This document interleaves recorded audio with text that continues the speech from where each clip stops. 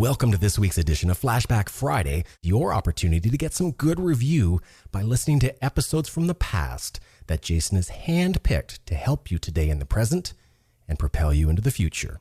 Enjoy.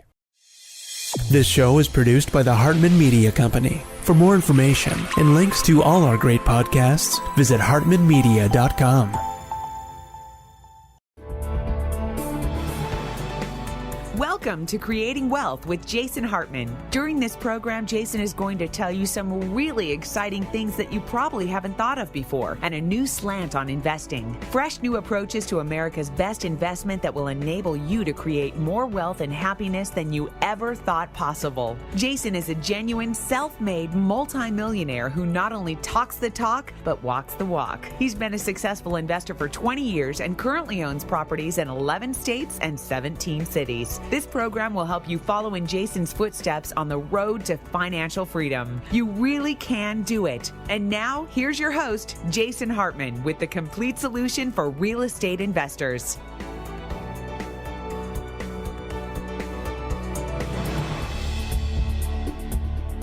Welcome to the Creating Wealth Show. Thanks so much for joining me. This is Jason Hartman, your host, and this is episode number 332.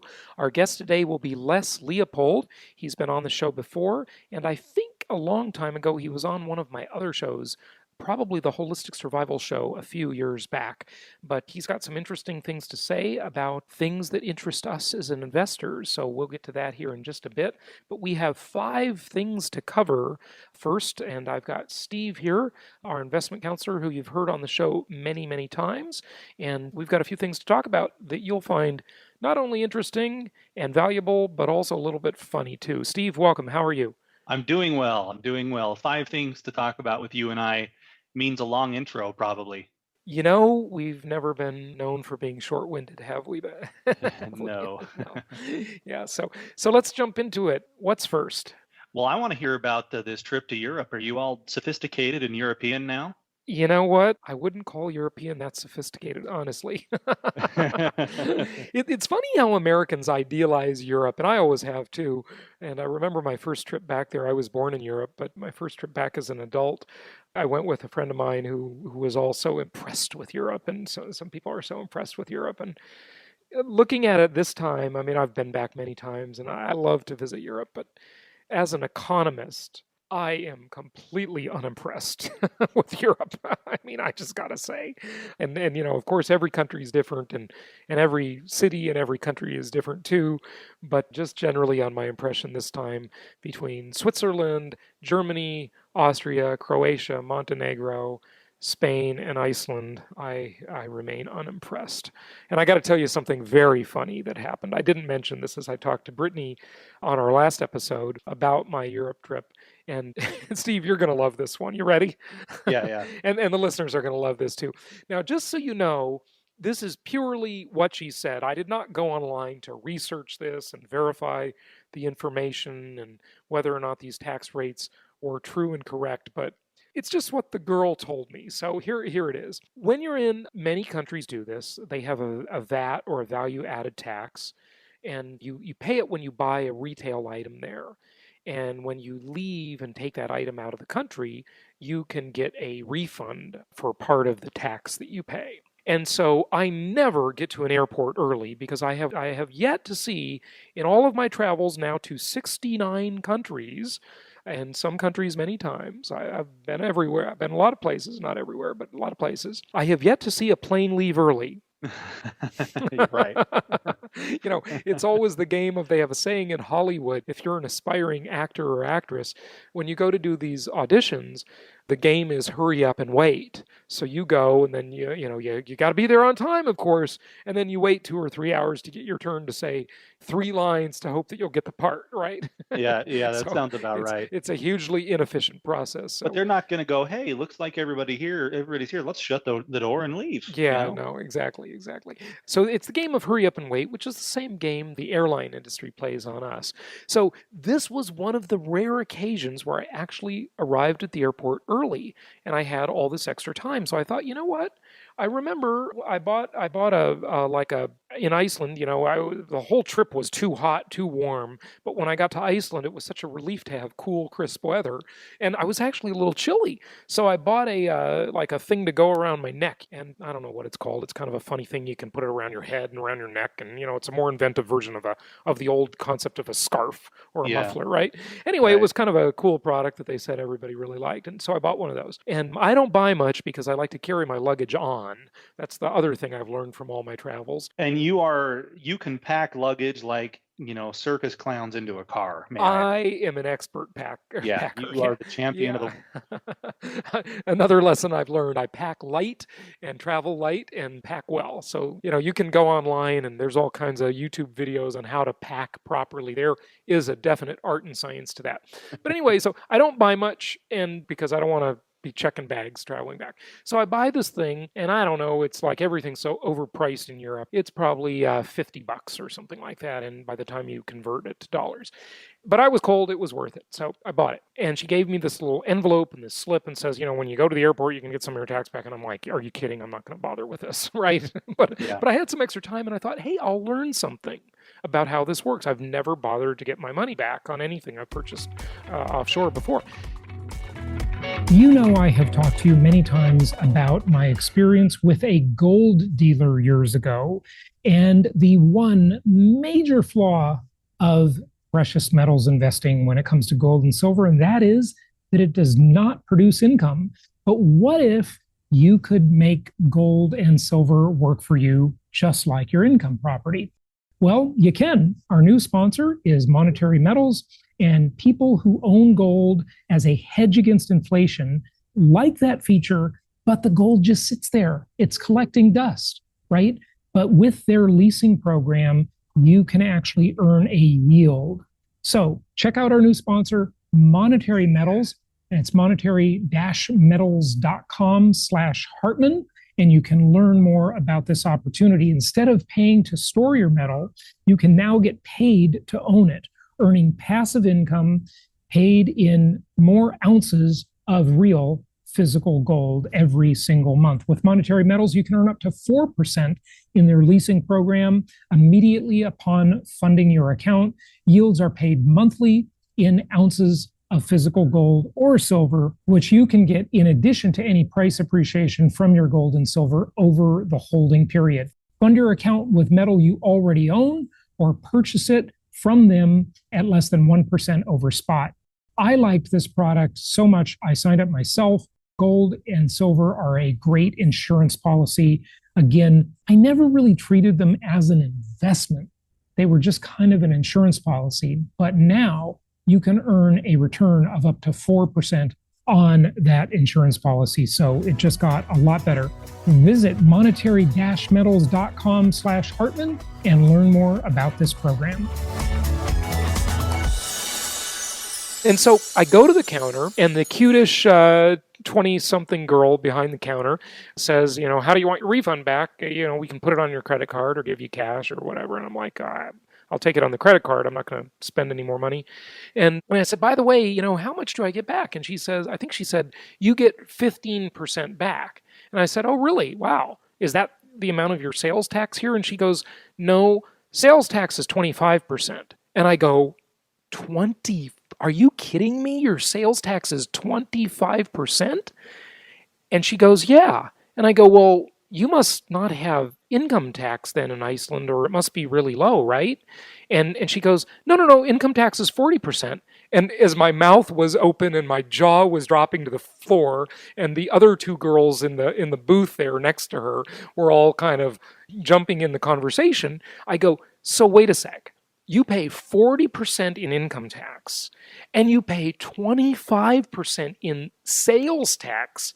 You got to be kidding me. And she says, no, but we have free health care. Oh my God. You must be kidding me. Oh, it's free. Okay. Yeah. I mean, what's funny, Steve? I have had countless discussions and debates with taxi drivers in England. over the years. I mean, I've been to England many times, right? Love England, Yeah, great yeah. place. And awesome history, awesome place to visit. I can't say the food's super great or anything, but nobody can. The Brits are not known for their food, but they're known for fashion. They got good styles there. I mean, Italy is too, of course, and France. Welcome to this week's edition of Flashback Friday, your opportunity to get some good review by listening to episodes from the past that Jason has handpicked to help you today in the present and propel you into the future. Enjoy. But, England's a great place. Love going to England. But every time, invariably, when I get in a conversation with a taxi driver, especially in London, it always goes into how are things in America, how things in England, because we used to be joined there and now we're not. Well, the problem with America, they always say, is if you get sick, you're going to go bankrupt. And it's like, oh my God, what is with the European mentality? What is the big deal about this healthcare thing? They'd just rather be bankrupt all the time. I think they'd rather be sick. I just think there's this culture of sickness there. Like everybody's so worried about getting sick all the time. Hopefully being sick is the last thing you have to think about in your life, right? Well, you can take some responsibility. Granted, there are things, injury and illnesses that are just going to happen. But a lot of these things, if you just used your brain for 10 seconds every day, you're not going to have to worry about it. It's like eat right, get some exercise, some obvious stuff. But they have a different perspective. I was at a workshop in Boston once, and executives had come in from all around the world to attend this workshop. And I was sitting next to a British fellow at lunch, and he had arrived a couple days early. By the way, I got to interrupt you. Yeah. You know what we forgot to mention that England has the best of any place in the world? What's that? The frickin' accents. Yeah, they do. I love the way they talk. I mean, just let me hear a British person. I just love it. I know. Everything they say has more credibility. It's just so classy. I mean, they got that. Yeah, it's awesome. Okay, go ahead. Right. You're in Boston. Tell me more. So I'm in Boston, sitting next to this British guy at lunch, and he tells me that he got to Boston a couple of days early. And I said, well, what have you been doing? And he said, well, I just took a tour of all the revolutionary sites. I wanted to see what went wrong. You know what went wrong? It's the same thing that's going wrong with America today. It's called taxation without representation. I know his point of view is, wow, they sure got riled up and made their own country. What was the big fuss all about? Yeah, maybe we need to do that again because we're certainly not being represented anymore. Yeah, something's wrong. Yeah, something is definitely wrong. That's funny. All right, well, enough of the Europe thing. But one more thing on that is I'm going to talk on my Jet Setter show. I'm going to have him on as a guest. The potential local market specialist in the southern part of Spain that you referred to me, Steve, and tell the listeners, if you would, what you know about that. And when I said I'm going to Europe and I asked you, do you have any contacts? I always want to look at real estate in all these places I go, and I always do it faithfully because I'm addicted to what I do. I absolutely love this stuff. But you instantly knew that Marbella was like their Miami, right? Yeah. I had known this developer, a British guy, actually, who had been living in Spain, and we'd been talking for quite a while. And he told me about how he had to wind down his developing and how almost everybody had to, because Marbella was going through, what Miami or what Las Vegas had been through. It was ground zero of their crisis over there. So much building, so much happening. And I, of course, perked right up saying, oh, new properties in a nice area. I wonder how good this can really be. I didn't do a ton of research into it beyond that. I just sent you over there to do it. Yeah, well, let me tell you, that place, it's gorgeous. I mean, I was so impressed. And it's that old thing of how our mind plays tricks on us with comparisons. I always try to overcome that and remember it because we got to try and not be too swayed by things that might mislead us, whether it be our emotions or our perceptions. And it's like the old trick that traditional realtors have. Show them the ugliest house first and then show them an okay house and then show them the nicest one last. Like the traditional realtor showing a home buyer around in the city in which they live. That's sort of a trick that's been used in real estate because by comparison, things look better, right? You know, the first Yeah. house the buyer gets to, they think, is this all I can get for my, if you're in Orange County, my $600,000 Yeah, or maybe right. $1 million. Um, and then they show them a better one, and then the last one is the best one. And I went from Barcelona, which I'm telling you, I was so disappointed. I'd been to Barcelona before, and God, it felt like the Detroit of Europe, man. I mean, that place was not clean. I mean, granted, old European cities are known for, listen, I'm not new at this, okay? I've been to almost everywhere in Europe. And, they're not known for being super clean, but there's like graffiti everywhere. And it just felt like desperation in the air, like nobody's got a job. And you look at the stats and nobody has a job. I mean, Yeah, well, bored, unemployed young people equals graffiti, does it yeah, not? well, it equals crime and a lot of other problems. Yeah, it's a problem, and nobody can afford to hire anybody because of well, all the free health care. Yeah. It's free though. Yeah, it's free. Socialism, we're seeing socialism collapse. I mean, we've been seeing it collapse for decades. I remember in the front of, I think it was Time magazine, someone can probably look this up on Google, maybe in 1990, like 23 years ago, or 1993, about 20 years ago, the front of it said the end of the welfare state. It was on the cover of Time, a liberal publication. Was it an And, April 1st edition of haha, yeah, April Fool's Day. Yeah. Our listeners finally learned what that was when I announced my retirement, remember? Yeah, after I had to explain for like 2 weeks Yeah. to people that was a spoof. Thanks Yeah. for doing that. Yeah, that was a hassle. But but it was kind of funny to play a trick on the listeners. Yeah. But yeah, I mean, it just doesn't work, folks. When are we going to get a clue here? Yeah, my dad and I were joking yesterday because we had some neighbors that had to move back to Brisbane, Australia. Some people that we know pretty well, and they were not happy about it, actually. It's a long story.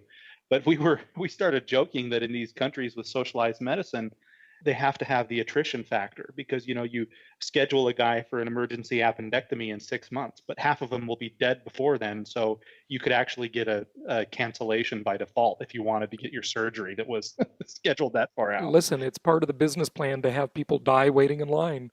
I mean, Yeah, I know. that's exactly what happens in England. It happens in Canada, probably to a lesser degree, but England's worse about it. Jason, it's free though. Yeah, well, hey, if you want to see healthcare get really expensive, just make it free. So there you go. Well, a dog left something on my front lawn for free this morning. There you go. Well, yeah, I hope you picked it up by now, or maybe Obama's men will come and pick it up. Yeah, I'll have to tell him. Hey, but another thing that's kind of part of socialism in the United States, I mean, listen, U.S. isn't immune to this. We're a disaster too, and in so many ways, and that's the fact, although we benefit from it and have benefited from it as investors, but like I always say, real estate in America has been subsidized since the Great Depression, and there's another sign that this may be coming to an end, and if it does, most investors think that'll be the end of the world. I think it'll be the beginning of a brave, new, wonderful world. I don't want to say brave new world because that wasn't a good world he depicted in Huxley's vision of a brave new world. But in this case, it actually would be a good world as long as investors adapt their thinking and they know how to play the game. Because remember, income property is a multidimensional asset class. And as such, you can always profit in a different dimension. So you can be at a certain phase in the market, you can be a capital gains investor, and you can make big profits and big gains by being more speculative in your philosophy and in your technique. And in other parts of the market, you can be a cash flow or an income investor, or like an annuity investor or a bond investor, but much better than either of those. And in other parts of the market, you can invest for diversification and asset protection and income tax benefits. And it's just so multidimensional. In other parts of the market, you can invest for sweat equity and adding value through creativity. There are so many wonderful options.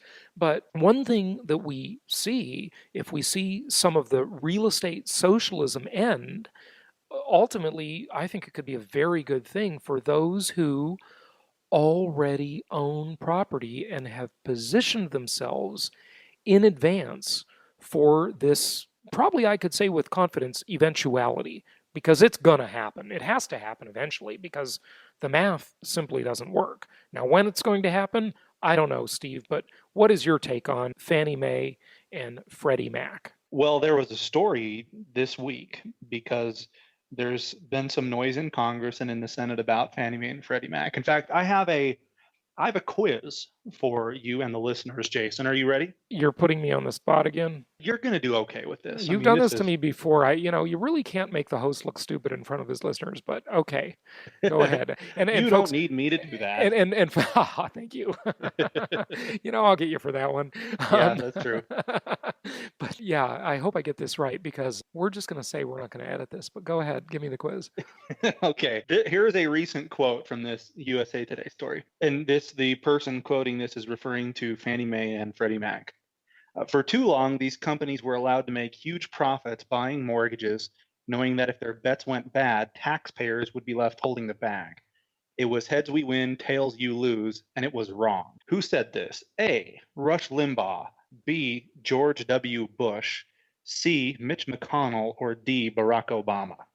Okay, so the question was awfully long there. It's basically saying that this can't work because taxpayers will be left holding the bag. Do you want to just repeat that a little bit?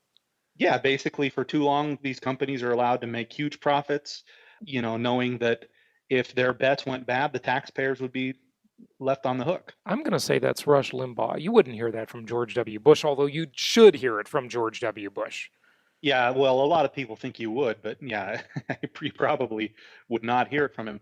Well, I regret to inform you that you have been made to look stupid on the show because, I mean, this was Barack Obama, the freewheeling capitalist that we all know and love. Oh, give me a break. You got to be kidding me.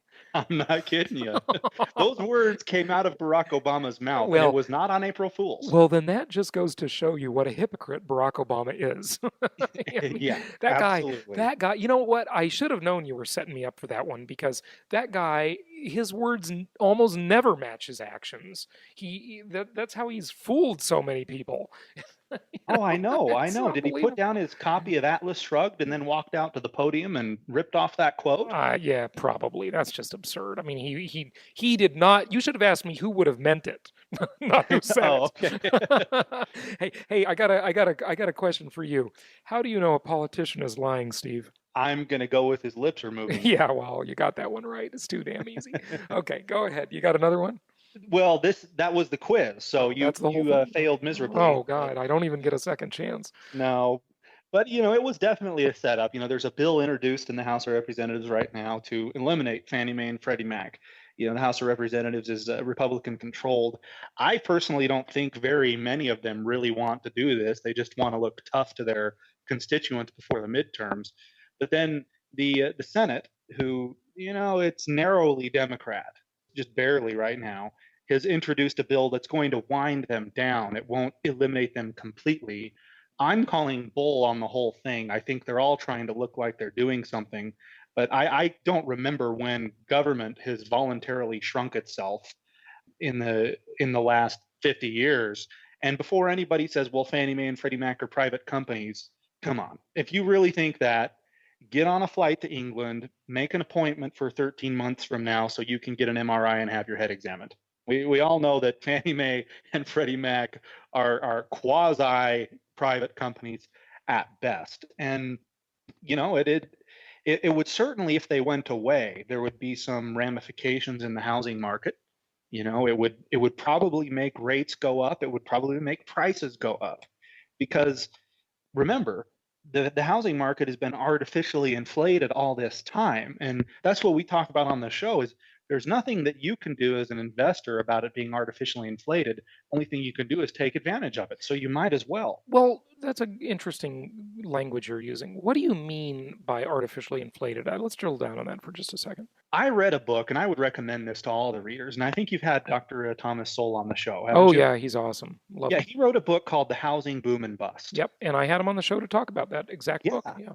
And it is the best, most comprehensive. Well, that and also Michael Lewis's book, The Big Short. Yeah, that's great too. Yeah.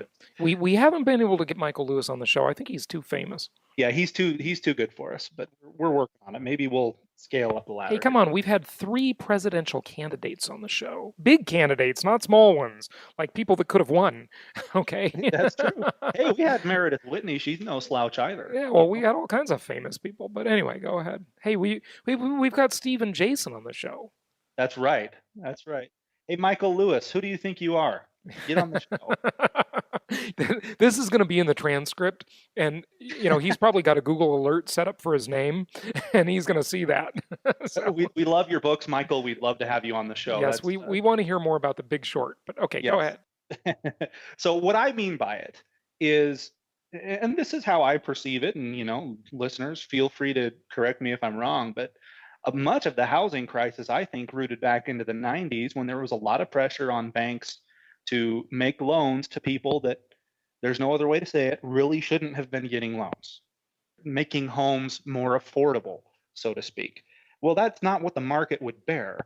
And so you have Fannie Mae and Freddie Mac that are guaranteeing these loans. People originate them. Fannie Mae buys them, packages them, and sells them. And they're guaranteeing this. And so, of course, Wall Street's going to go bananas. I mean, you throw a big steak into a cage full of tigers and you get mad at the tigers for eating it. We all know what Wall Street is. They've always been greedy. Don't say that they're just more greedy now. But when Fannie Mae and tacitly the government is on the back end of this thing guaranteeing all of these mortgages, that's why this has been artificially pumped up, in my opinion, is if the true market was dictating what the terms would be, a lot of these people would have never have purchased houses. We never would have had a boom, nor would we ever have had a bust. Right. True. The market would have been much more stable, and that's the same issue with the money supply. If we had sound money, in other words, it was attached to something and not just complete fiat, back when we were on the gold standard before 1971, or could even be done, because I'm not a big proponent of the gold standard, by the way. Just let me put that on the record. And I'm not a big proponent of gold either. Okay. I do not. I've heard. Yeah, and hey, Jason Hartman was right again. Look at what gold's been doing, right? So there you go. And even if it was going up, it wouldn't matter because there's still so many other issues. Is the gold going up or the dollar going down? You've heard me talk about that ad nauseum. Right. But even it could even be done by a formula like Bitcoin. We could even have fiat currency so long as there was a hard formula. It could be fiat. It could be just currency, not money. If it had an actual formula that limited its supply and made it intentionally scarce and then made it impossible to debase the currency. But, in our world today, the politicians they'd ruin it. They'd find a way to screw that up. Yeah, I'm skeptical about Bitcoin. The first time I heard about it, you were about 10 feet away from me talking to somebody. We were at an expo in Nashville. And these people at this expo, well, they were survivalists, nothing wrong with that, but some of them were just, wow, okay. Yeah, they're out there. They're nuts, yeah. This guy with no teeth who had clearly knocked back a whole jug of moonshine right before he came to the show, he was the first person to inform me about Bitcoin. So I did not have the best first impression. Hey, don't shoot the messenger. Bitcoin's okay. But I don't know. The problem with Bitcoin is that the regulators are going to shut it down. They're going to find a way. There's way too much risk. Think about it. Anything that is in competition with the fake money produced by the Federal Reserve and the Treasury Department is going to be under attack because that's their competitor. They don't want alternative currencies. Why do you think they have legal tender laws that it says it right on your dollar bill? It says, for all debts, public and private. You cannot if you open a business and you put a restaurant on the corner, Steve, and you say, look, we don't accept dollars, we only accept gold coins or silver coins, you're going to be hauled off to jail. That's illegal. You're going to go to prison. Right. So you have to. You are forced to accept dollars. Yep, you have to do it. You don't want to go toe to toe with somebody who can create money out of thin air. Yeah, or or has the power to inflict violence on you and imprison you, and that's called the government, which the government needs that power. Okay, there should be the only entity that has it, but it's a whole nother discussion. Ayn Rand. Okay.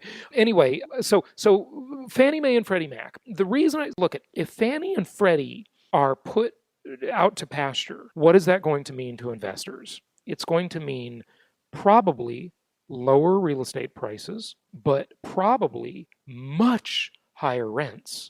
Because think about it, people only have three choices. They can buy, they can rent, they can be homeless. So given those three choices in a marketplace, then what are they going to do? Well, if buying gets a lot harder, then that will create more renters. And if there are more renters, the most fundamental rule of economics is what? It's supply and demand. So when you have constrained supply, which you'll always have when it comes to housing for so many reasons that we've discussed before, then you will see increase in rental rates, probably a dramatic increase. Now, here's the other thing, Steve. You said that the existence of Fannie Mae and Freddie Mac artificially inflated real estate prices. And I agree with you that that's true in cycles. And certainly in the last financial crisis, that was a cycle. And it was true in cyclical markets, in the bubble markets, California, New York, high-priced markets, okay, Miami, etc. But in the linear markets, that bubble was far less pronounced because those prices, they went up, there was some upward pressure on them, but it wasn't anything major. So the fall that they took wasn't that significant either, right? Right. But I don't really know, and I don't think anybody knows. I think this is maybe impossible to really know. But I would assert that the true prices of real estate in linear markets, the markets we recommend around the country, is actually not inflated, even now, even in, say, Phoenix, which is one of the more inflated markets that we would still, on the fringes, recommend. I mean, we'd never recommend overinflated markets in California or New York City or those types of places, okay? But we would say Phoenix is too high. We're really not that interested in it right now because it's gone up too much. But that's nothing compared to some of the really high-priced markets. But if you look at markets like the various cities in Texas, whether they be Austin, Dallas, San Marcos, Houston, San Antonio, or you look at Indianapolis, where you used to live, and we've done mountains of business there, or many other markets around the country that we recommend, I'm not really sure prices are overinflated there, even if Fannie and Freddie went out of business. Now, if they went out of business tomorrow, we'd probably see prices initially soften in those markets maybe 10%, which is not that big a deal. So your $120,000 house goes to 108. So what? No big deal. And the reason I say this is because when you look at real estate around the world, and especially having just returned from Europe, I mean, their housing stock is so much more expensive than ours. Even in less desirable locations of less desirable cities, I mean, you try to buy real estate around the world. You look at Panama, Costa Rica, Argentina, all markets I've looked in extensively, all over Europe. Give me any city or country in Europe, and it's expensive. So I'm not sure that our real estate is really that expensive in linear, non-bubble type markets. Your thoughts? We've never, by the way, listeners, Steve and I have never discussed this issue before. That's true. I agree with you, Jason, because you can look. I've pulled the data from the Federal Housing Finance Agency, FHFA.gov. I'm a little bit of a geek. I like to take their housing price index and put it into spreadsheets and make graphs out of it. How nerdy is that? You're more than a little bit of a geek, but go ahead. Yeah. That was your revenge from my earlier comment. Yeah, it was. But being a geek is a freaking compliment nowadays. It kind of is. Yeah, they do rule the world. Do you remember that movie, Revenge of the Nerds? Yeah. That has become that was a prediction. I mean, with Bill Gates and Steve Jobs and all the rest, I mean, they run the world. That was. And so now I put these into a spreadsheet, and maybe I'm a little bit cool for it. I don't know. But you look at the linear markets, and I could not make the argument that Fannie and Freddie have artificially inflated those, because look at the chart. It doesn't inflate. I mean, it goes very steadily. The problem is that Fannie and Freddie have been around for so many decades that it's really hard to tell. But I mean, I'll just tell you, in any country that I've looked at around the world that's semi-desirable as a place to potentially invest, you got to convert it because they all measure in square meters, which there's about 10 square feet to a meter. So if they say you've got a 150 square meter flat, that's about 1,500 square feet, give or take. You're going to pay 200 to 200 by the time you do the currency conversion and the size conversion. You're going to pay about $200 to $250 per square foot, if not a heck of a lot more. Whereas in these markets that we recommend, I mean, look, we're going to talk about two properties today, Steve. We're going to talk about a highly desirable city. We're going to talk about an Austin suburb. And let me just look here, $64 a square foot. Another one, $48 a square foot. You couldn't touch stuff like that in any of these other cities around the world. And they don't have Fannie Mae and Freddie Mac. They don't have good mortgage financing in most of these countries at all, if anything. So this is why I can't make it work internationally. I've beat my head against the wall to try and make something work offshore out of the country. And you go to Nicaragua, for God's sake. How many would put Nicaragua at the top of their list? Probably very few people, okay? It's not cheap there either. The financing is horrible. So yeah, I mean, the availability of it, I mean, has it brought prices down? But I don't know, because they don't have Fannie Mae in Europe, as you say. But kind of what we're going off of here is what you said, is it enables these bubbles, it enables these cycles, because the speculators, they don't have to take any responsibility. If they were the one on the hook at the end of the day, you can bet that they would adjust their terms, and that there's a lot of these loans that they would have never made in the first place. So I think that under the guise of making homeownership affordable and making it more available, I mean, I think that it's created more heartache and more problems. Oh, ultimately it has. Listen, I'm not in favor of any government program, but I'm just saying, as investors, let's take advantage of it. If we can make it work for us, hey, let's be opportunistic and do that. But the point being, what does this mean if you're listening? This means that if you can get a Fannie Mae or Freddie Mac loan now, you better get one. And you better get as many of those as you can. You can probably get 10 of them, and you can buy 10 houses. And if those go away, it's probably going to put really good upward pressure on your rental income, which is going to be great for you if people can't afford to buy. And later, of course, the private market will come in and try to fill the gap, but I doubt that it will ever be as good as Fannie Mae and Freddie Mac, because Fannie Mae and Freddie Mac lose billions and billions of dollars. They're subsidized by the government. They're illogical. Private businesses aren't going to be illogical like that. They're going to require that they have working, sound economic models, or at least semi-sound. I'm not going to say every private business has a sound economic model, but they're not going to last for very long. I mean, there will be other financing sources. There are today, but they're not going to be as good as Fannie Mae and Freddie Mac. I mean, this is a way to get some of your tax money back, is to go get a Fannie Mae or Freddie Mac loan. It's a government program that even the rich can qualify for. So that's right. Even those evil rich people. Yeah, even those evil capitalists. Yeah.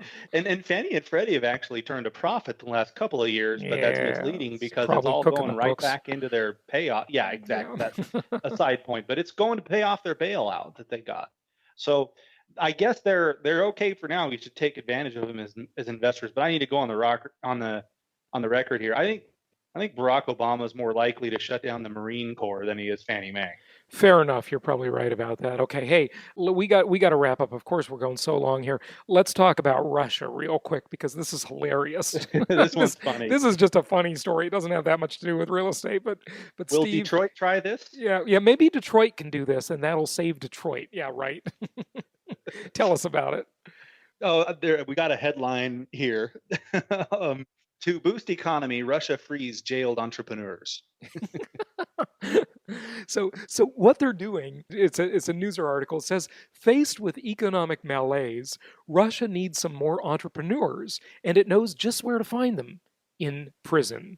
The Putin administration official has made it his mission to scour the prison camp system, once known as the Gulag, for businessmen that can be granted amnesty. He's got no shortage of candidates. Russia has 110,000 people serving time for, quote, economic crimes, unquote, and at least 1 in 10 prisoners. So they've got it. Now, think about it. I mean, the U.S. has the highest incarceration rate of any civilized country, if not any country at all, maybe in the world. I mean, it's disgusting what we do in the U.S. Our prison system has become a whole government program, and a whole bunch of people in private enterprise are benefiting from building prisons. I think there's an IPO and a fund you can invest in to finance prisons. God, don't do that. We're becoming a police state. I mean, it's just absurd here. We've made everything a law, and we've made everything a reason to put someone in jail here. It's ridiculous. But maybe if things get bad enough in America, Obama will scour the prisons for all the talented people who happen to smoke a joint, and they put them in jail for it. This is absurdity. Yeah, they had to reach pretty deep into the bullpen here. And what's funny, the article talks about how the Russian police are under pressure to make arrests, and they a lot of times take bribes from businesses to arrest their competitors. Oh my God. Can you imagine how corrupt? Oh, I love America. That's so scary. Yeah, this is probably coming to the U.S. soon. It's just unbelievable. Yep. So you don't live in Russia, well, for the few of you that do, don't make your competitors very mad. You could end up in the gulag. Yeah, that's a scary thought. Well, hey, we've got our little, several people have signed up, so thank you. We only announced it on the last episode a few days ago, but we've got our executive Austin property tour coming up. And what executive means, it's an abbreviated version of the tour. No Creating Wealth seminar, but I will be there. So, of course, we'll have discussions over a couple of meals, and you can ask me questions and so forth, and I'll be talking to you, as we're touring around. But this is limited to just 20 people. It's a small tour. It's a get in and get out quick. If you don't have much time, this is the perfect kind of tour. We've never done these, this new thing we're calling the executive tour. No seminar. You just come in. We'll start at 9 a.m. on Saturday. And what's the date, Steve? The 28th, I think, of September? Yes, sir. Yeah, September 28th, and then we'll tour Austin. We'll be done at about, 4 or 5 o'clock that day, and you'll be able to buy properties on the tour, and it's just such a great city. I've thought about moving there many, many times. Really just an awesome city, and I'm so glad that we actually have product that works there. So join us for that. Sign up at jasonhartman.com, and if you become a member for just $120 a year, you get half your membership fee back as your tour discount. So go to jasonhartman.com, become a member of our inner circle, and you get a whole bunch of benefits for that. Our monthly conference call, discounts on products, discounts on this tour. You get 20% off, so you save $60 on the tour, basically. So you get half your membership paid for right there. So join us for that, and we'd love to see you there. Remember, the space is limited. It's a small executive tour, so it's just 20 people. Our normal tours have 40, 50 people on them. So this will be a small, quick tour. And then, Steve, 2 properties real quickly before we get to our guest. 2 properties, one here in the Austin, Texas area. Great looking property built in 2005. And it's your total cash invested if you use financing would be about $40,000. You get to 7% cash on this thing. And what I like about it, Jason, you'll get $64 a square foot, which I think is a very good deal in Austin. Well, considering that property was only built in 2005, it's almost new. $64 a foot, you're buying below the cost of construction, and you're buying in Austin. Now, remember one thing about Austin that makes it good for investors, although philosophically, I don't like these policies, and I talked about it extensively with Thomas Sewell on the show. And when we had him on, you mentioned him in this episode, Steve. But Austin has a pretty strong environmental movement, so there is some limitations on development there, and that makes it more expensive to build. So once you own, it's like the old riddle, what do you call a developer? Someone who wants to build a house. Well, what do you call an environmentalist? Someone who already owns a house, because they don't want anyone to build there, right? And That's exactly right. So it's the same idea. So you have a little of that pressure in Austin, which is actually good once you're an owner. So yeah, $64 a foot, incredible deal. Overall return on investment there projected at 26% annually. Even if it only goes half as well, 13% annually. My famous saying. What's the next one, Steve? I've got one here in Indy, and I have some inside information on it, and that's why I wanted to feature it. Indianapolis, okay. This one is a $99,000 property, and it brings an 11% cash on cash, 41% total return. It's only $48 a square foot. It's a little bit older property, but here's what's great about it. This might not mean a lot to most people, but it's in Washington Township. I actually have done a ton of properties in Indianapolis. I've never done a property in Washington Township because it's too expensive. It's the older, more established part of town on the north side. It's where all the old money is, good school districts, very solid area. And I think this property is a very good deal at $48 a square foot there. It's going to rent, like clockwork every time because people want to be in this school district. And it's the first property I've ever seen available in Washington Township. Yeah, fantastic. Okay, good.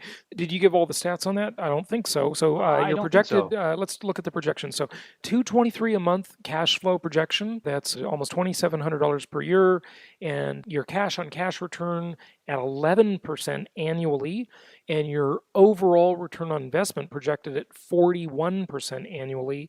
And again, in all our performance, we have the vacancy rate, maintenance cost, management fees.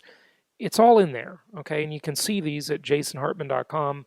Click on the Properties tab, and you can look at these performers in detail yourself. Yep, and for the record, this one already has a tenant in there at $11.75 a month. Pre-rented. Hey, fantastic. Well, Steve, thanks for coming on. Let's get to our guest. We did a long intro as usual today. We'll be back with Les Leopold in just a moment.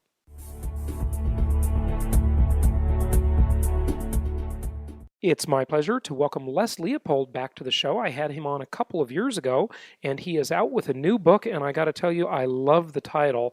It's entitled, How to Make $1 Million an Hour, Why Hedge Funds Got Away with Siphoning Off America's Wealth. Les, welcome back. How are you? Fine. Thank you so much for having me. Good. And I always like to give the listeners a sense of geography. Where are you located today? Right now, we're talking to you from a little town called Montclair, New Jersey. We're about 12 miles from dead center Manhattan, New York. Fantastic. Well, that's where a lot of financial crime takes place, right there in good old New York, in the Big Apple. That's for sure. Yeah. Well, tell us about this book. I mean, haven't hedge funds made the rich a lot richer? You're saying they're siphoning off wealth? Tell us more. Well, first of all, I got into this because I saw an amazing statistic, which was that after the economic crisis, while we were in the deep, deep recession in 2010, the top hedge fund guy made as much in 1 hour as the average family makes in 47 years. Think about that. 1 hour equals 47 years. So I got very curious about how is this possible? First of all, what is a hedge fund? And how could somebody who runs one make that much money? The next factoid that I discovered was that hedge fund made as much profit in that year and with under 100 employees as Apple Computer, which has 700,000 employees and contractors around the world. So I thought, now, here's a puzzle. We need to understand this because the obvious questions come up. What are they? What do they do? But the real question is, do they produce economic value commensurate to the money that they receive? And that became the question that drove the book. What are they? How do they do it? And are they creating real value for our economy? And that took me on a heck of a ride. Yeah, well, tell us more about it. I mean, I remember reading an article years ago talking about how the 2 and 20 formula that is known throughout the world of hedge funds, where they charge you a 2% fee every year on your amount of money invested. So if these hedge funds usually have big minimums, so they tend to skew toward wealthier people as investors, but maybe a $250,000 minimum would be sort of the typical hedge fund. I don't know. But they'll charge you 2% annually of the amount of your principal that's invested, plus they'll charge you 20% of any money they make. So it was strange because this article, Les, did this analysis of that 2 and 20 formula, showing how you could actually lose a whole bunch of money investing with a hedge fund. Now, of course, and I just can't remember how it presented it. It was sort of complex, but you can certainly lose your principal. That's not a big revelation to anybody. But just by the formula that it's like the fund could make money, but you could actually keep losing money as the fund made money somehow, the way that formula was computed. But go wherever you want with it in terms of how it's siphoning off wealth. Let's take a walk through that. Yeah. Okay. You've given us a good introduction. So a hedge fund's an investment vehicle, primarily for the wealthy and for large institutions. You need at least $1 million in net worth to be permitted to be to invest in a hedge fund, or an income, I think, over $250,000. So it's supposed to be for sophisticated investors only. So the way it's sold is like you're going to get entrance at this very high-rolling poker table at an exclusive Vegas casino. So it's going to be, just the wealthy playing against the wealthy, and the smart players are going to win a lot of money for you. So you got to find the right hedge fund. There's about 8,000 of them, 9,000 of them. It's about $1 trillion invested in this. So this is a high-rolling game that you're getting into, but high-stakes game. But in fact, that's not really how it works. What happens is hedge funds have their own strategies for making money, and many of those strategies the rest of us would call cheating. Some of them are legal, some of them are barely legal, and many of them are outright illegal. Let me share with you the one that led to this guy making, it turned out to be $2.4 million an hour. His strategy was something, when I found this out, I couldn't believe it. And by the way, I found this out after I wrote the last book, so I was naive when I wrote the last book. I couldn't believe this was going on. Here's what happened. This hedge fund colluded with, not one hedge fund, many hedge funds did this. They colluded with the large banks who had too many toxic-related securities, mortgage securities on their books, and they wanted to get rid of them. So they packaged them together and sold them off. We all know that happened. But what the hedge funds did is they helped the big banks create a security that was designed to fail. They found the worst mortgages they could find, the ones in Vegas, no offense, the ones in Arizona, the ones in Florida that were put out by the most unscrupulous mortgage brokers. They found those mortgage pools, put them together, sold them like they were good as gold, and then bet against them. Now think about that. It's like if I was a pharmaceutical manufacturer, I design a drug, I sell it to you so it will kill you so that I can collect the life insurance.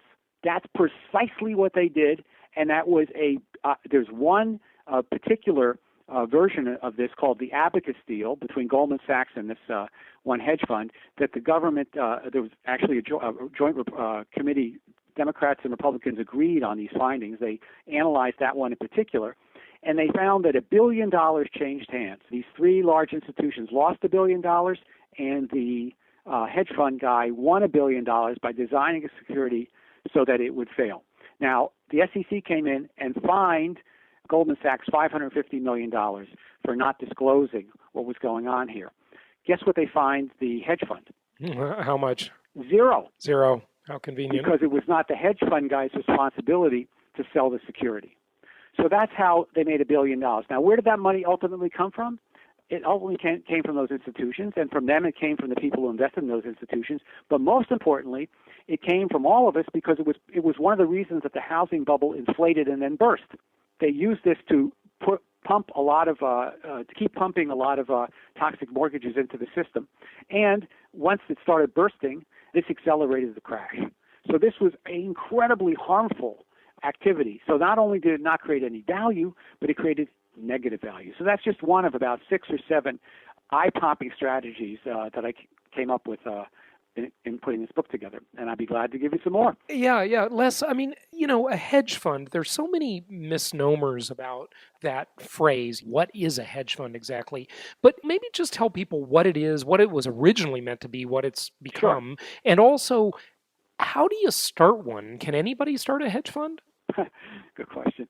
My dog was planning to start a hedge fund. Well, originally they were set up as a hedge. It was a way, a guy in the 60s invented a way to basically, by using financial techniques, he could sort of take the ups and downs of the market out of play so that you would just be betting on the direction of a particular stock or set of stocks. So, and it was a hedge against the vicissitudes of the market, the ups and downs of the market. It was no big deal. What it later became was almost a license to steal. It was a way to make super returns that nobody else could possibly do by taking enormous risks. But also, the key was that these guys don't want to take risks. They try to find sure bets. They try to find rigged bets. They try to find bets that where they cannot lose, where they know the outcome before they go on. I don't know specifically what it takes to set up a hedge fund. You need a certain amount of money. There's certain rules that you have to apply for. But if you can get $20-30 million together, you too can start a hedge fund. But the key thing are those rigged bets. There's a reason why 70 hedge fund traders have already been convicted in the last couple of years for insider trading. Because if you know information that everybody else does not know, you can't lose in making your market bets. So insider trading, they put away a billionaire hedge fund guy, Raj Ramanathan, he had a whole ring of people who were giving him insider trading tips. They sat on boards of directors, and they would call him up moments after an important decision was made that hadn't been announced. He'd get that information. He'd buy the stock or sell the stock according to the information, and then he would make, in one instance, in a matter of minutes, he made $900,000. Overall, they found $65 million worth of instances where he made money this way. But Les, didn't anybody tell him that the only people that are allowed to do insider trading are members of Congress? What was he thinking? He was I'm being he was in a different world. They don't make enough money. Yeah, right. But another telling, people might say, well, God, you're exaggerating. They can't all be thieves. And maybe they're not.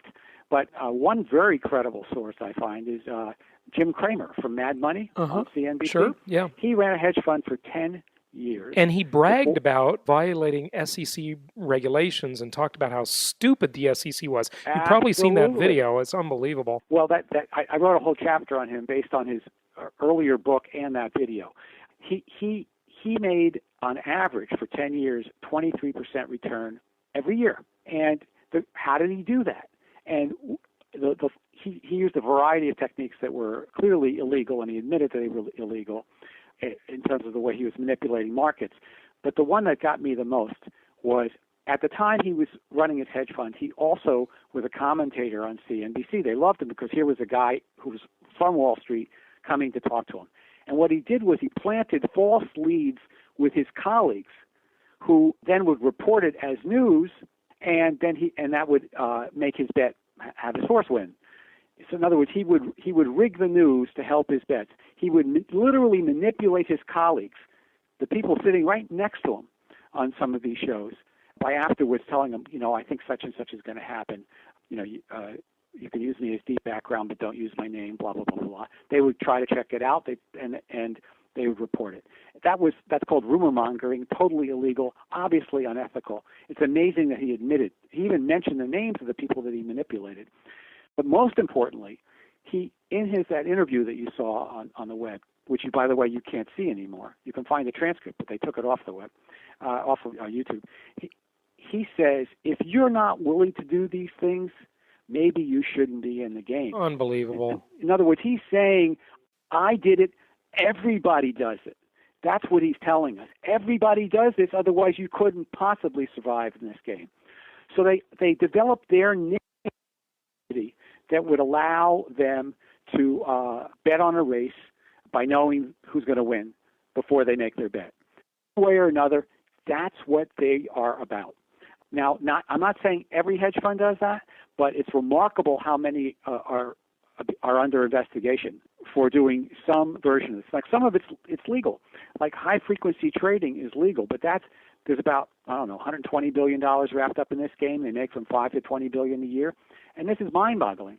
They set up these incredibly expensive, state-of-the-art computers right next to the stock exchanges, so they get the feed in nanoseconds, and they have these automated programs that can basically work in a parallel universe to you. So when you make your trade on E-Trade, they're able to see what you're doing, buy the stock ahead of you, and sell it back to you for a few pennies more before your trade goes through. Unbelievable. Yeah, and people actually think they can beat these guys who think that the speed of light is too slow. They need to literally be 186,000 miles per second is not fast enough in the game of high-frequency trading. That's why they pay exorbitant lease prices to landlords to be right next to the exchanges. And they are completely outstripping the profits from the average investors who think that they can actually trade and make money. It's a joke. It's unbelievable. The whole game is so rigged. Catch this. One of these guys admitted that in the last 5 years, he hadn't had a losing day. And the longest he ever held a stock, for him, a long-term hold was 2 seconds. God, that's so insane. Now, what value does that produce for the American economy? As far as I can tell, this is the equivalent of a hidden tax, which is why I advocate a financial transaction tax, which is why should these guys be collecting a tax on everybody's transactions? Instead, if we had a small financial transaction tax, it would more or less wipe out the high-frequency traders, and it would generate enough money to send every kid that wants to go to a public college and university in this country, 2-year, 4-year, whatever, they could go tuition-free. That's how much we could generate from the financial transaction tax. The only part I don't agree with you is if you let the government have the tax, they'll figure out a way to waste it and make the monster bigger and worse than it is. I would do it in a trust fund. I wouldn't let that happen. Yeah, but because look, what's the most important thing you got to do in this? Right now, kids have over $1 trillion worth of debt, right? It's one of the biggest things. The student loan debt bubble is huge. And the other thing to know about that is that's such a scam too, Les, because you can't declare bankruptcy and get out of it. You never get a second chance. Right. So I'm saying set up a trust fund for public education in this country. God knows to be an adequate seat to have a college education, just about to get a decent job, you need to have a college education. Why not make it the equivalent of high school now, truly? So here's a way to pay for it. Set up a trust fund and have the people who crash the economy for us finally pay their dues. Well, that's a whole tangential thing, but as to how to solve the problem. But at least let's bring awareness to the problem, okay? So a couple things in the book, How to Make $1 Million an Hour, I want to ask you about, okay? So one chapter is entitled Rip Off Entire Countries Because That's Where the Money Is. Are you referring to Iceland there?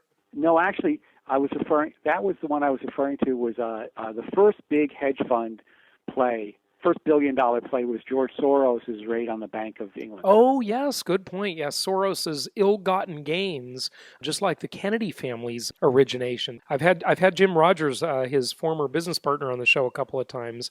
But yeah, tell us about Soros. Well, Soros was it's a very interesting. It's an iconic trade, and the reason it's iconic is because a lot's been written about it as well that justifies it. And basically what happened was, as they were trying to put together the European Union, the exchange rates of the various currencies were supposed to be held within a certain band. And it was pretty clear that, or Soros's people recognized that England was going to have a tough time after the Berlin Wall fell and Germany's was worried about inflation. England was going to have a tough time keeping the pound within the range, and it was likely to be devalued. But they didn't want to devalue it because they'd have to, if they raised interest rates, if they devalued it, they'd be violating the treaty. And if they raised interest rates to keep it there, would hurt all the homeowners in England and create a recession because their mortgages are tied to the Bank of England's interest rate. So they were kind of stuck. Soros's people saw that, so they shorted, they bet against the pound massively. And then other banks in the United States joined in. So they created this artificial run on the pound. And finally, England caved in, and Soros made $1 billion. And the money came directly from the taxpayers of England into Soros's pocket.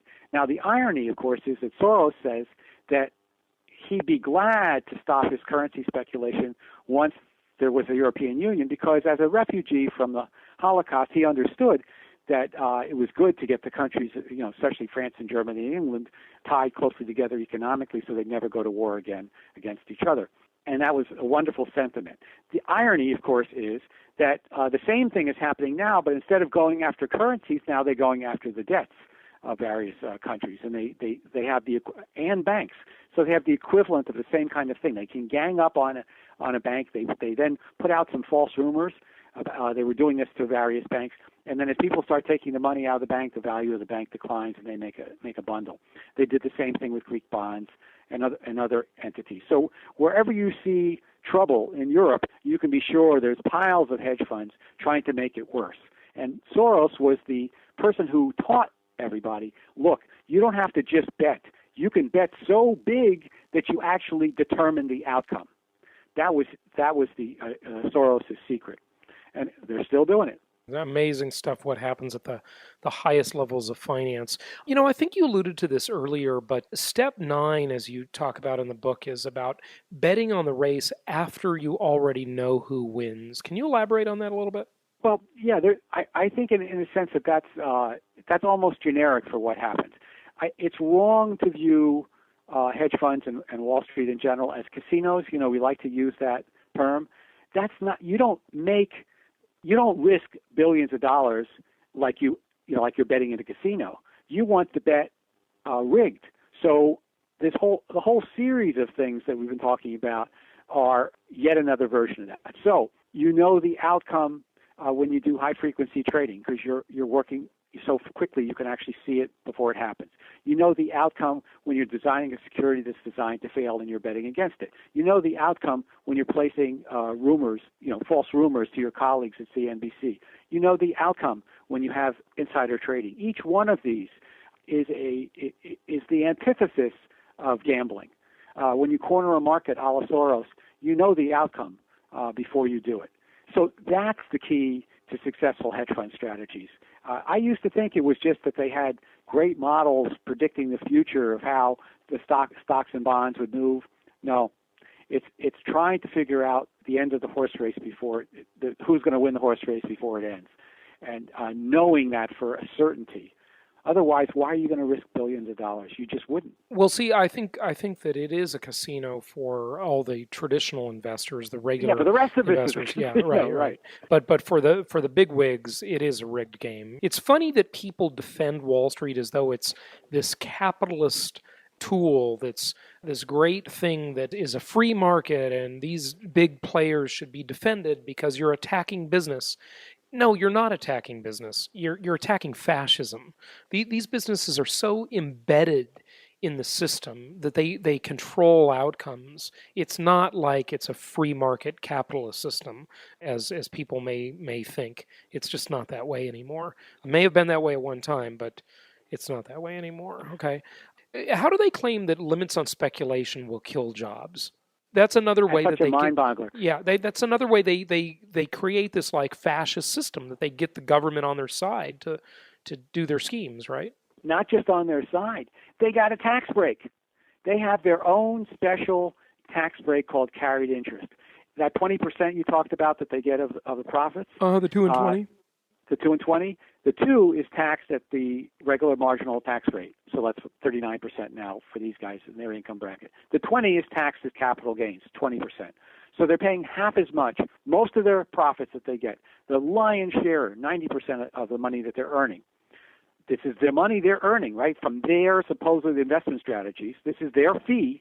They don't pay it as income.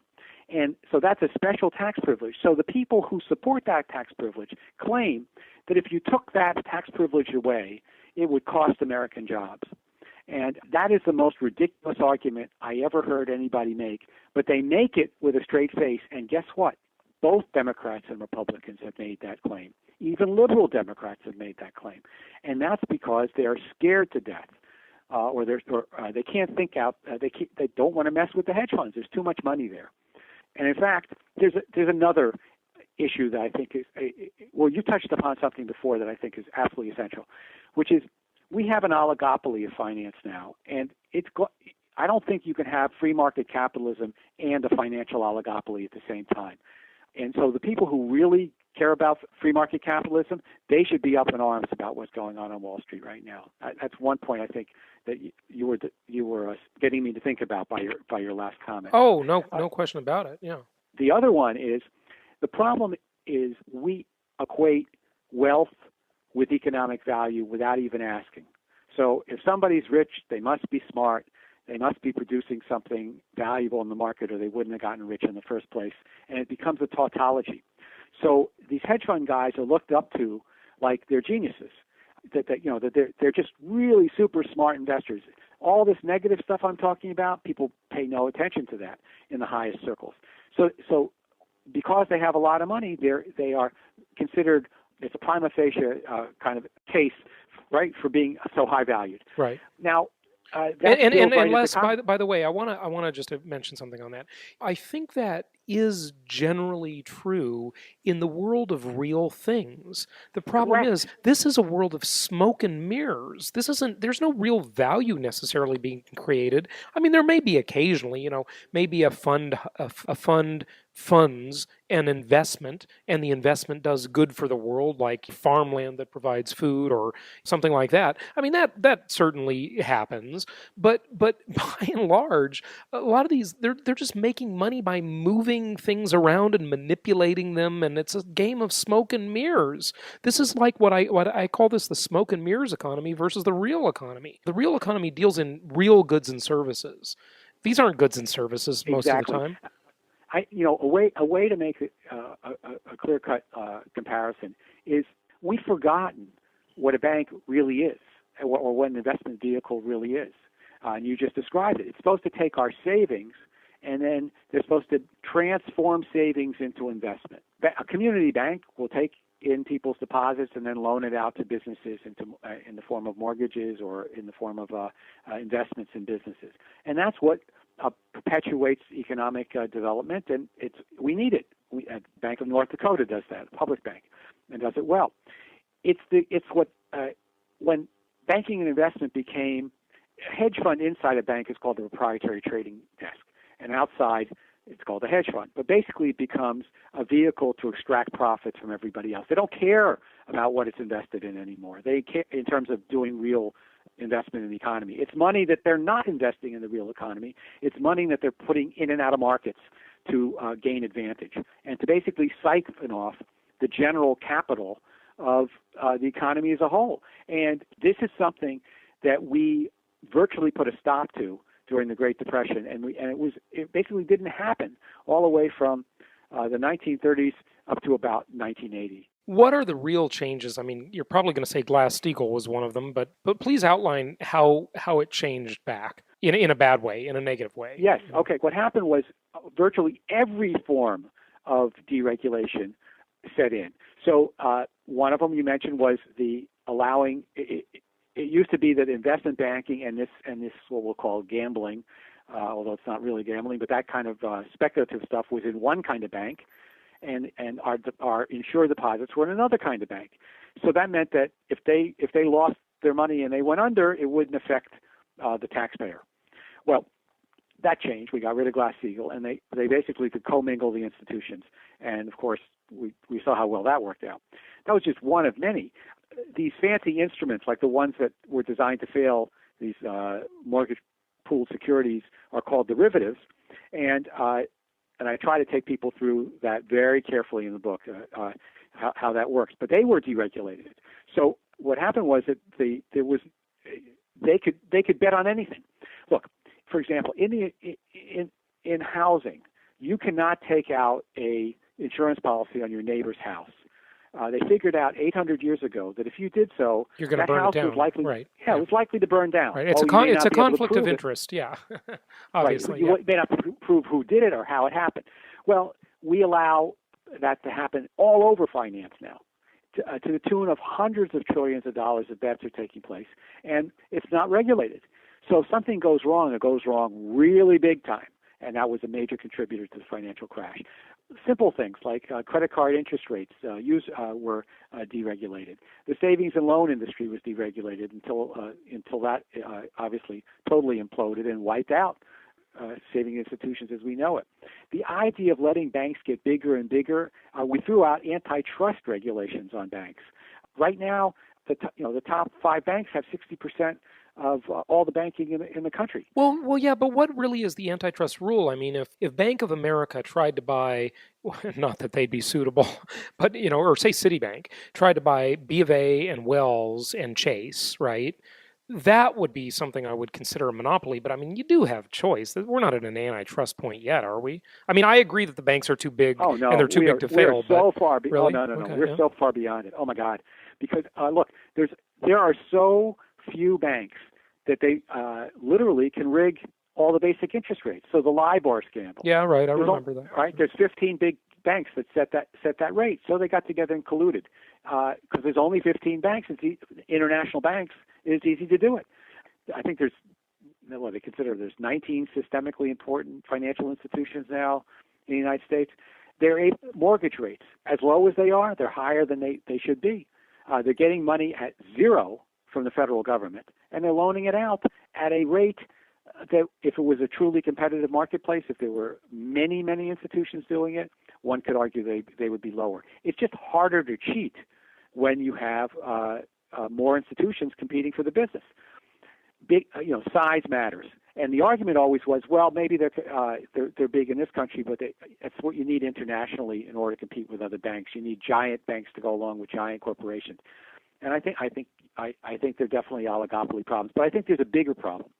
The bigger problem is that this is weird to say, but I'm not sure if private enterprise works in high finance anymore. I think the model, it's very interesting that North Dakota, one of the most conservative states on the planet, has a publicly owned bank and that it's thriving. It's a wholesale bank, so it's more like a Wall Street bank, except it's much smaller. Most people don't know this, but when it's the only state, unless they were even considering. There was even a bill in North Dakota last year. Now, keep in mind though, North Dakota is a rich state. It's got all that oil. Okay, so it's it's a little bit different. It hasn't been all that rich since 1919. Fair enough. Started the bank. Fair enough. But the other thing is, they actually had a bill to eliminate property taxes there, which I think property taxes are a ridiculous concept. You pay taxes on the money to buy the property, and then you buy it, but you never really actually own it because there's a perpetual lien against the property through taxes, which just encourages people never to pay off mortgages because they can't really own it free and clear. So again, it's the government creating malinvestment, but it didn't pass in North Dakota, so you still do have property taxes. But it was just interesting that state is well managed enough to have that possibility. The top bank officers of that public bank average about $130,000 a year. That's what the you mean they don't get like $70 million a year? Right. They get less than the chauffeurs for the Wall Street banks get, less than the cooks that the Wall Street banks get. Imagine. Here's the other thing. Right now, when you pay your taxes or you pay a hunting license or a fishing license, where does the money go? Most people think it goes to some vault in the in the state capital of Phoenix or wherever. No, it goes to a large bank, usually a Wall Street bank, because they're the only ones that are large enough to handle what the state needs for cash management. That's $1 trillion a year that of our tax money that goes to Wall Street banks, except the one place it doesn't happen is in North Dakota. The tax money and fees go to the Bank of North Dakota. If we had 50 state banks, we'd be taking $1 trillion out of Wall Street. We also could replace Wall Street's control of the Federal Reserve. Those 50 banks could sit on the Federal Reserve boards instead of the Wall Street banks and their representatives. That would change the ballgame as well. That would be the beginnings of a financial system that would matter, because then you'd be moving power away from the gambling institutions and moving it towards real banking. And these state banks, by the way, don't compete with the community banks. They support them. So there's 80 community banks in North Dakota supported by the partnerships with the Bank of North Dakota, the wholesale bank. There's a great group out in California called the Public Banking Institute. I'm not sure when this is going to be aired, but they're having a conference on June 3rd and 4th, or 2nd, 3rd, 4th in California. People should check them out. They're very, very smart people who I think are raising some important questions that we all need to look at. Well, Les, give out your website and tell people where they can get the books. Okay. It's How to Make $1 Million an Hour.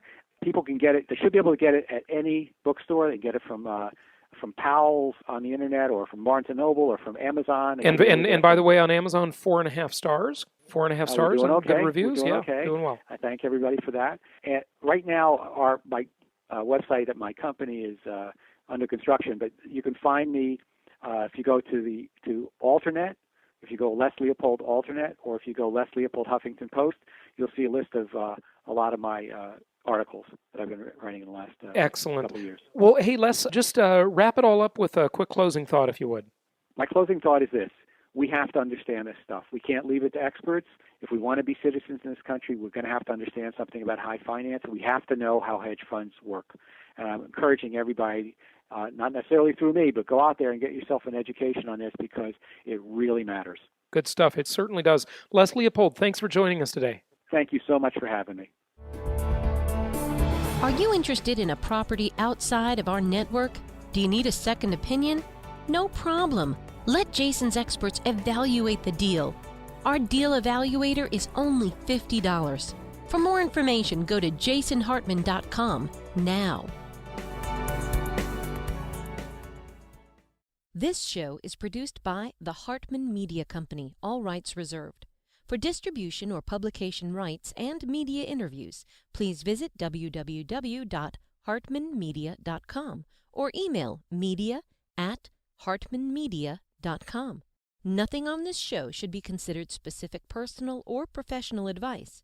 Please consult an appropriate tax, legal, real estate, or business professional for individualized advice. Opinions of guests are their own, and the host is acting on behalf of Platinum Properties Investor Network, Inc. exclusively.